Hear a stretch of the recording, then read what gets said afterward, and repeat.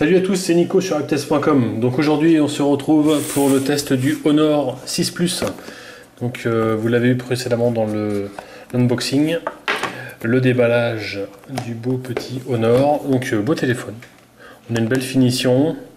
Bon, clairement ça ressemble un petit peu c'est un mix entre un iPhone 6 Plus, un iPhone 4 et un Android Huawei. Voilà, on a un petit peu de tout. Mais bon, le design est sympa. On sent qu'on a un bon téléphone qui fait pas spécialement toc. La finition est correcte. On n'est pas sur du premium à 600-700 euros, mais en même temps, c'est un téléphone qui en vaut 399. Donc niveau rapport qualité-prix, on est vraiment sur quelque chose de très très bien placé. Donc ça fait à peu près 3 semaines que je teste ce petit téléphone. Et ben, je suis plutôt satisfait. Donc on part toujours du principe que c'est effectivement un téléphone à 399 euros. Première particularité qui m'a plu, c'est la qualité d'écran. Il a une qualité d'écran vraiment exceptionnelle pour un Full HD. En toute franchise, très très bien. Après on retombe sur du système Huawei standard. Moi j'aime bien cette petite présentation de livre un petit peu qui se ferme. Ça c'est typique à Huawei. Donc grand écran, 5 pouces 5.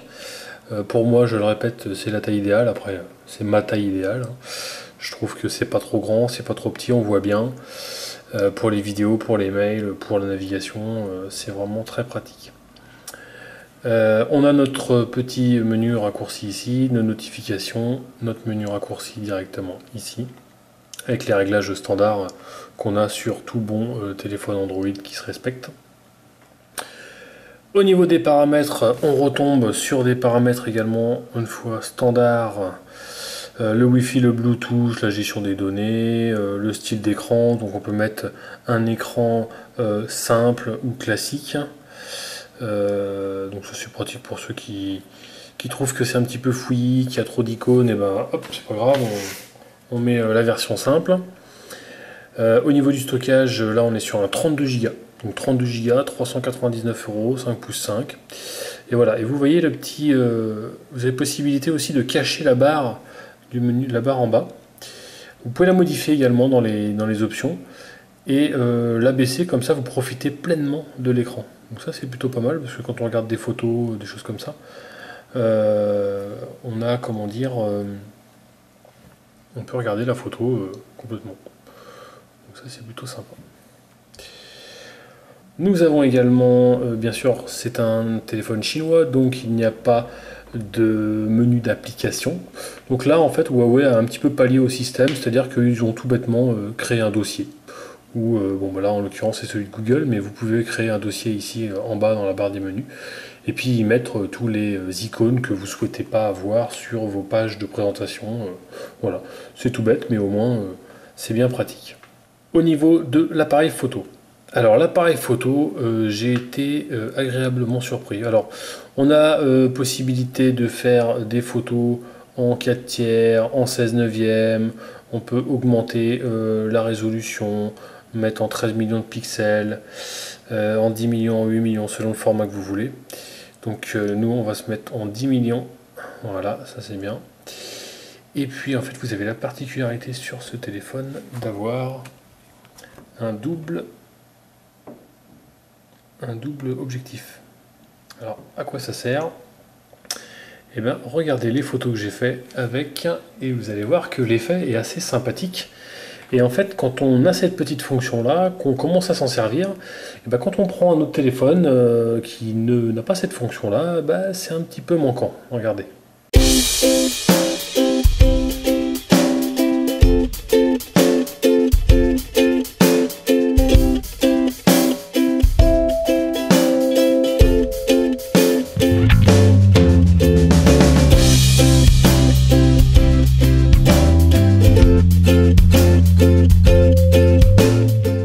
Au niveau du benchmark, on est 43 682, donc on est plutôt pas mal. On est quasiment sur entre le OnePlus One et le Huawei Ascend Mate 7, il y a un petit peu des deux, donc on est pas mal.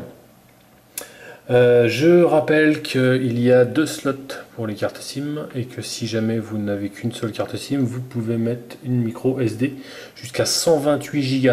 Donc 128 Go plus 32 Go de base, on est armé largement pour stocker du film, du son, de la photo, de la vidéo, etc.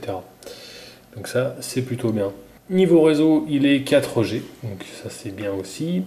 On a au niveau de dimension, on est sur du 150 par 75, donc on est un poil plus grand qu'un LG G4 par exemple. Hop, regardez, voilà, il n'y a pas une grosse différence, mais il y en a une quand même.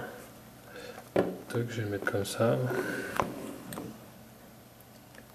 Tac. Il n'y a pas une grosse différence, hein. Mais il y a une différence quand même. Voilà. Donc ça reste raisonnable. On est loin du 158,1 de l'iPhone 6 Plus, où là on a encore cette petite hauteur là, en plus encore, alors qu'on a un écran toujours de 5 pouces 5. Bon. Donc c'est plutôt pas mal. Le ratio est plutôt bien. 165 grammes, donc ça va, on a un téléphone correct. On est donc en Full HD, hein, on n'est pas en 4K, en Quad HD, pardon. On est à 401 ppi par pixel, donc on est plutôt pas mal également. Honnêtement, il a une très très bonne qualité d'écran, hein, je suis assez bluffé. On peut régler également la température des couleurs, donc ça c'est plutôt bien. Moi c'est quelque chose que j'apprécie sur ces téléphones-là, c'est que voilà, plutôt que d'avoir un écran moitié jaune là, on peut le modifier et avoir des blancs réellement blancs. Donc ça c'est pas mal. On est sur un Kirin 925, donc bon pros. On a un quad-core d'1,8 GHz, Cortex A15, et un quad-core 1,3 GHz. Donc on est bien équipé. Donc au niveau de la photo, je reviens à ce que je disais tout à l'heure. On est en 8 millions de pixels à l'arrière, en 3264 par 2448 pixels. Donc voilà, en double objectif donc. On a un dual LED également, et puis pour l'avant, on a également un 8 millions de pixels, donc qui fait de très très beaux selfies. Ça c'est vraiment un bon point également, puisqu'on fait de plus en plus de selfies. Bon après il y a tous les accessoires standards, il fait radio FM aussi. Voilà, il y a pas mal de choses. Et il fait pour les purs et durs, il fait également téléphone, qui est bien pratique. Donc voilà, test sympathique. J'ai testé également un petit Real Racing, parce qu'on m'a demandé de tester des jeux également dessus. Bah écoutez, il n'y a aucun souci. J'ai pris des jeux un petit peu lourds. Ça tourne plutôt bien. Donc là, pareil, le pros fait bien son travail. On a quelque chose de sympa.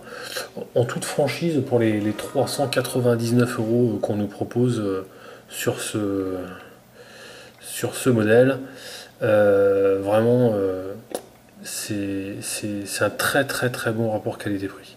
Aucun problème.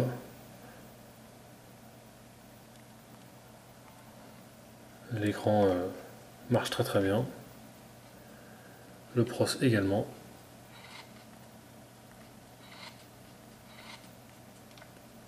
On va faire une petite démo vite fait. On va prendre une Ford. Tac, confirme.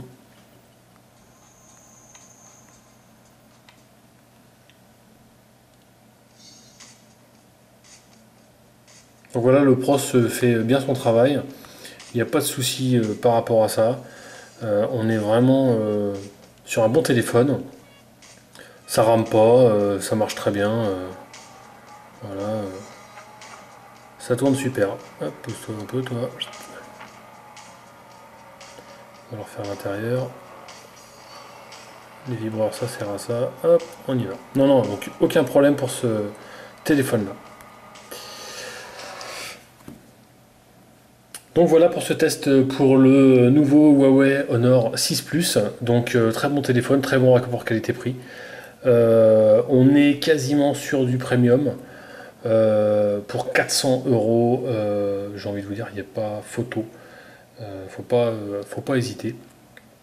Et puis les photos encore vraiment sympa. Le double objectif, ça c'est vraiment les bons points. Excellente autonomie également pour ce téléphone. vraiment très très bon. On tient largement la journée, donc ça c'est plutôt bien, parce qu'en général avec un smartphone, si tu arrives à faire la journée, c'est déjà pas mal. Donc voilà pour ce test Honor 6 Plus, très bon téléphone, bon compromis. Donc à bientôt sur hypetest.com pour un nouveau test.